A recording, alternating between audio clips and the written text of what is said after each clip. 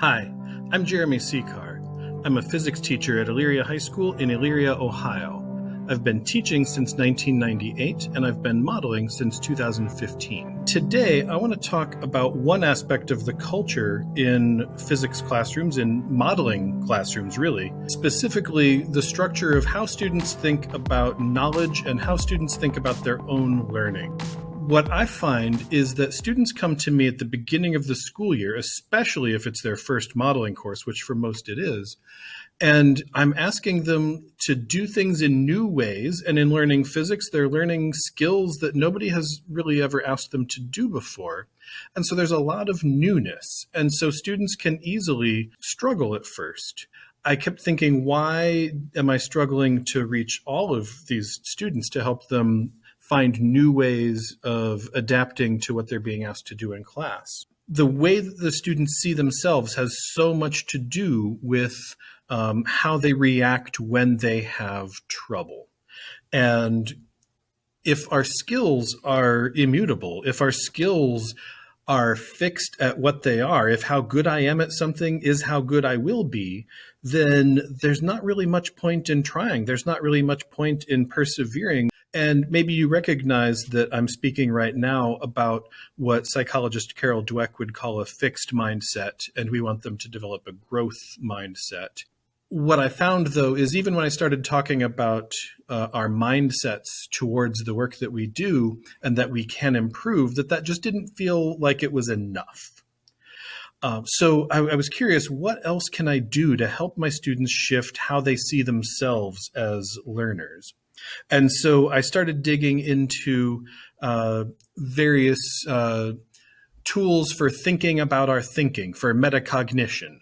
And one of the tools that I found to be really useful with my students, and I want to talk about these things, these ideas over and over and over and over throughout a semester, throughout the whole year, but especially in that first semester when they need it the most.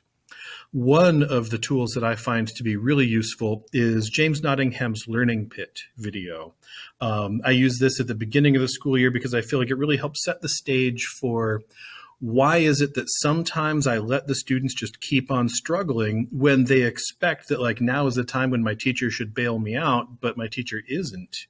That really to me helps set the tone for like, why is it that their teacher is looking for this productive struggle? And so we have some good dialogue about the learning pit. I highly encourage you to check that out on YouTube.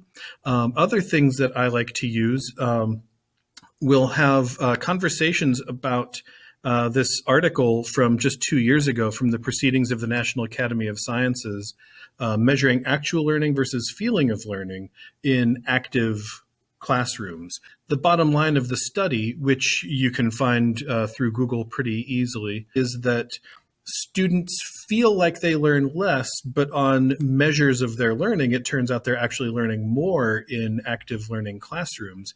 And so talking about expectations and why the study results show what they show, both about perception and about actual learning, I find to be really helpful for helping my students reframe what it is that we do in our class.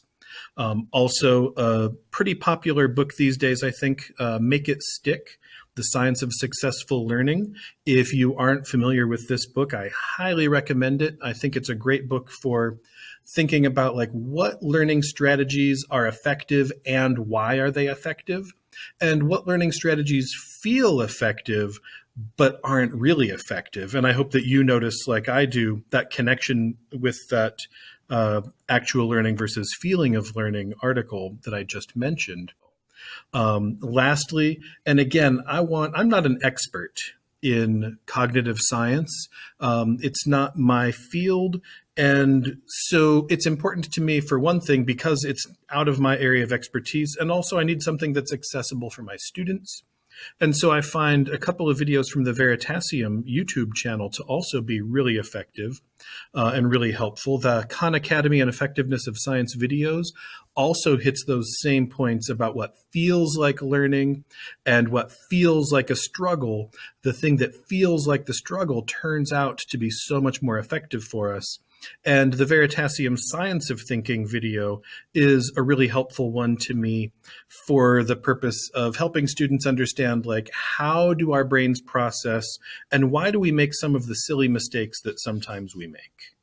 So those are some of the tools that I like to use.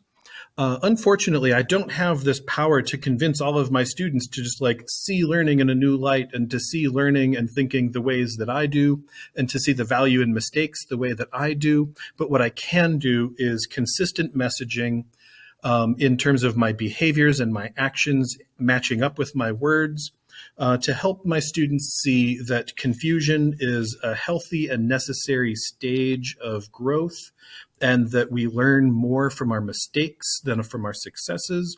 And I'm not perfect, but I'm getting better at helping my students work through that productive struggle. I'm getting better at helping them improve as novices to physics, and I'm getting better as a teacher. So thank you for watching.